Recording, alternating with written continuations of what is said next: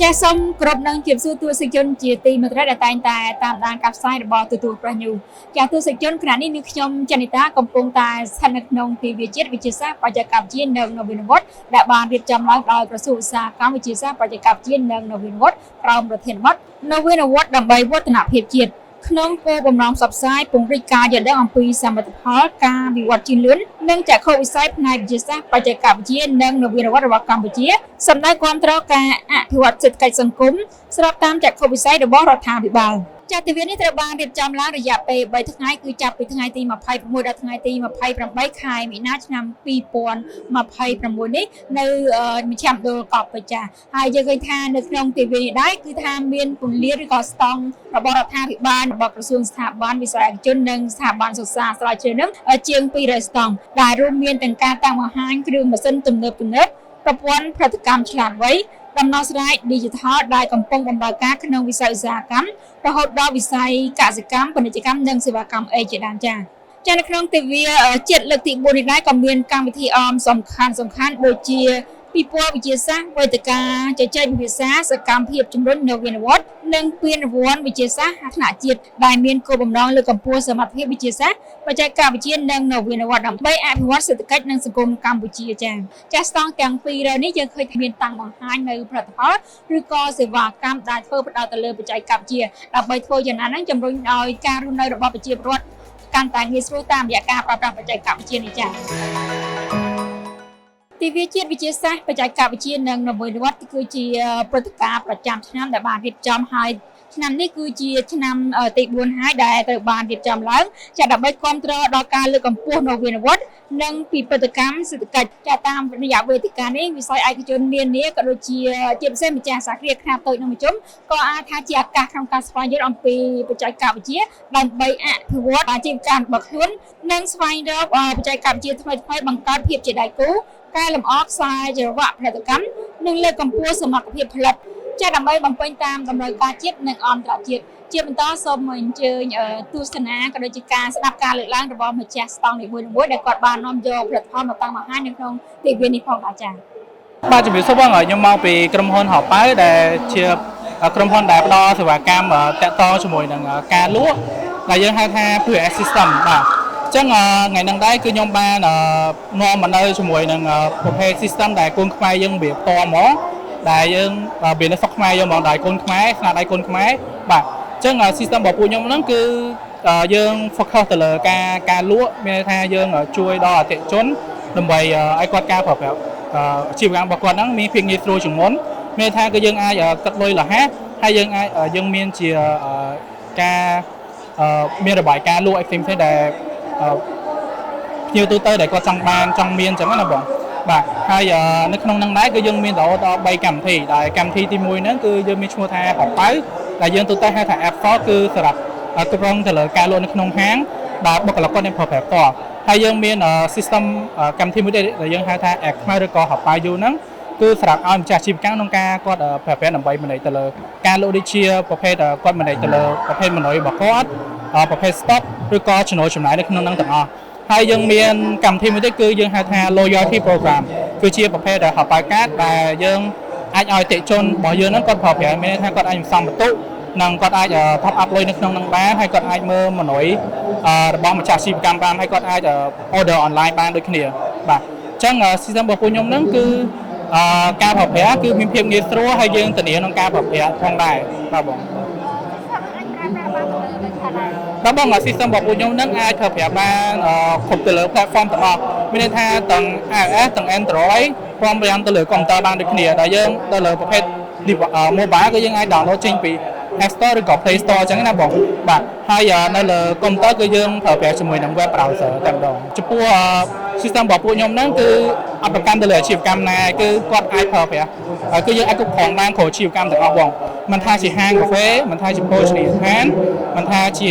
គាត់ផ្ដល់សេវាកម្មទៅលើ service line ប្រភេទជា salon ប្រភេទជា hotel ឬក៏ទស្សនៈអីក៏យើងអាចគ្រប់គ្រងបានដូចគ្នាដែរបង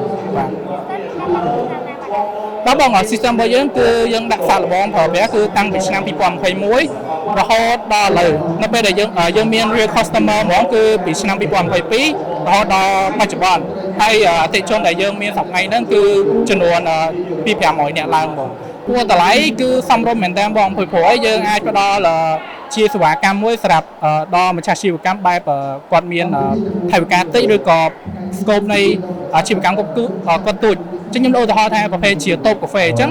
តូបកាហ្វេក៏គាត់ពេលខ្លះគាត់ចង់មានជាមួយនឹង system ក្នុងការប្រើប្រាស់ដូចគ្នាអញ្ចឹងគាត់អាចជ្រើសរើសជាមួយនឹងហោប៉ៅរបស់ពួកខ្ញុំបានដែលយើងមានតម្លៃសម្រាប់តូបកាហ្វេហាងកាហ្វេនិងដល់ហាងធំក៏មានដែរបងបាទជំរាបសួរខ្ញុំឈ្មោះមេងវឌ្ឍនៈជា engineer មួយនៅក្នុងស្ថាប័ន Robot Yang សម្រាប់ថ្ងៃនេះគឺពួកខ្ញុំនាំយកជាមួយនឹងប្រភេទ robot ដែលតាក់ទងទៅនឹង STEM ហើយបង្កើតជា activity ផ្សេងៗនៅខាងក្រោយដែលមានដូចជា robot DIY ដែលអាចឲ្យក្មេងៗឬក៏សិស្សនិស្សិតគាត់អាច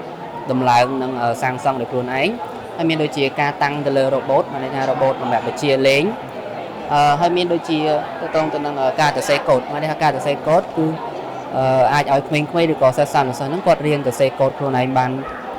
ដោយតេស្តជាមួយនឹងឧបករណ៍ផ្ទាល់ហ្នឹងហើយនឹង activity ផ្សេងៗដូចជាការលេងទៅលើ soccer robot មានន័យថាយក robot ដើម្បីបញ្ជាទៅទាត់បាល់ហើយនឹងជាមួយមួយទៀតគឺ line tracking មានន័យថា robot ដើរតាមកន្លងព្រោះនៅ robot Yang គឺពួកយើងផ្ដល់សេវាកម្មទៅលើការបង្រៀនទៅលើការសរសេរកូដបាទ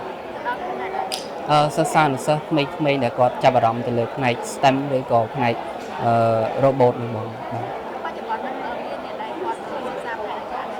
បាទជាក់ស្ដែងគឺសប្តាហ៍ថ្ងៃគឺពួកយើងមានសិស្សជាច្រើនដែលមកពីសាលាឯកជនផ្សេងៗដែលគាត់បានរៀនទៅលើផ្នែក robotics ហ្នឹង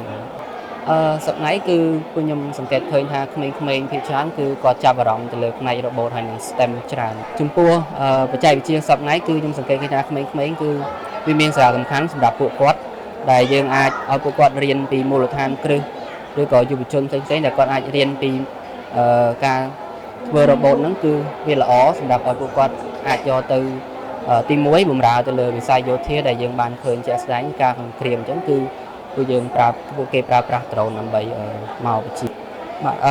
ចុងក្រោយគឺពួកខ្ញុំមានតែលើកទឹកចិត្តទៅដល់ក្មេងជំនាន់ក្រោយឲ្យពួកគាត់សិក្សាឬក៏រៀនសូត្របន្ថែមទៅលើផ្នែក robotics ឬក៏ផ្នែកជាក់ស្ដែងគឺផ្នែក drone ឬក៏ផ្នែក AI ហ្នឹងឲ្យបានកាន់តែច្រើនដើម្បីយើងធ្វើ robot ឬក៏តាក់ទងទៅនឹងការធ្វើផ្សេងបច្ចេកវិទ្យាឲ្យបានច្រើន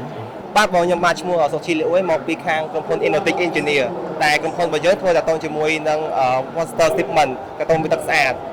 ដោយសារតែក្រុមហ៊ុនយើងមាន2ផ្នែកសំខាន់ទី1តាក់ទងជាមួយនឹងការជា supplier ជាអ្នកចែកចាយពី Vicon ក្រុមហ៊ុន Vicon មាន2ធំបងទី1តាក់ទងជាមួយនឹងការ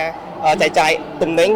របស់ Vicon ដែលមានអីវ៉ាន់ជា PLC HMI ជាដើមទី2តាក់ទងជាមួយនឹងដោះស្រាយ solution ដូចថាបងតាមស្ថាបកម្មតាមរោងចក្រផ្សេងដែលគាត់មានតម្រូវការទៅជាមួយនឹងទូ control អាចធ្វើការតាក់ទងមកខាងបងអូនមកប្រាប់ពីតម្រូវការផ្សេងខាងបងអូននឹងធ្វើការ program ដាក់ជួយគាត់បានតាក់ទងជាមួយនឹង software ខាងបងអូនហ្នឹងគឺអាចធ្វើការគេថាប្រព័ន្ធ IoT ឬក៏ SCADA ដែលឲ្យអតិថិជនហ្នឹងអាចធ្វើការ control ពីចម្ងាយបានតាមរយៈទូរស័ព្ទដៃឬក៏ computer គាត់ទៅភ្ជាប់ទៅកាន់ Wi-Fi គាត់អាចធ្វើការ monitoring ឬក៏ control system បានហ្នឹងដោយតអហ្មងបងអត់មកជួបកន្លែងផ្ទាល់ក៏បានដែរខាង system បងប្អូនហ្នឹងគឺបានដាក់ទៅលើតាមសិប្បកម្មទឹកកកទឹកស្អាតតាមសិប្បកម្មផលិតចំណីជ្រូកក៏ធ្វើដែរបងបាទបងវាផ្ដល់ភាពងាយស្រួលទីមួយដល់អ្នក operator ហ្នឹងគាត់អាចមើលទិន្នន័យទាំងអស់ទាំងពីថ្លៃចំណាយថ្លៃដើមក្នុងការផលិតឧទាហរណ៍ថាទឹកកកគាត់មួយថ្ងៃគាត់ផលិតបានដល់គាត់ដឹងថ្លៃភ្លើងថ្លៃទឹកថ្លៃទាំងអស់គឺគាត់អាចគ្រប់គ្រងបានថាតើការចំណាយរបស់គាត់ហ្នឹងមួយខែអស់ប្រមាណថាចំណេញប្រមាណយើងអាចធ្វើការគ្រប់គ្រងហ្នឹងបានល្អបងយើងហ្វុកទៅលើថ្លៃដើមក្នុងការចំណាយយើងអាចដឹងលម្អិតមកមិនអាចធ្វើការគាត់ទៅជាទិន្នន័យធម្មតាយើងគាត់ថាចំណាយអស់ប៉ុណ្ណេះទេនេះគឺយើងមានទិន្នន័យត្រឹមត្រូវលម្អិតក្នុងហ្មងថាគាត់ជាយើងគាត់ជាធ្វើការកម្រងហ្នឹងទៅគាត់ជាមានផលចំណេញបានកម្រិតណាយើងអាចណូតបានទាំងអស់ហ្នឹងហ្មង